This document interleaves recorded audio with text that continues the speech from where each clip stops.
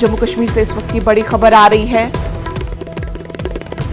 Jammu civil secretariat के treasury section में आतिशज़दगी का वाक़या पेश आया है। आज सुबह 10 बजे ये हादसा पेश आया। महकमे फायर के एहलकारों ने आग पर काबू पा लिया है। इस हादसे में कोई जख्मी नहीं हुआ है। हादसे की वजह शॉर्ट सर्किट बताई जा रही है।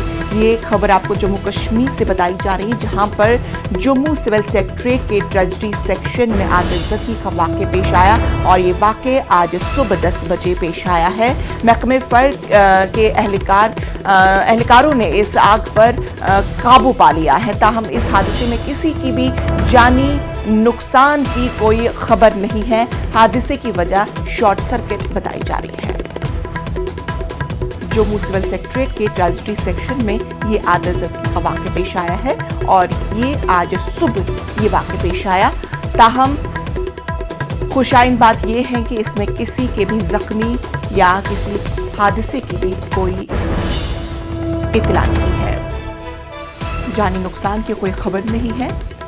जम्मू के ट्रेजरी सेक्शन में ये आग लग गई है। महकमा फायर एहलकारों ने आग पर काबू पा लिया। बताया जा रहा है कि इस हादसे की वजह शॉर्ट सर्किट बताई जा रही है।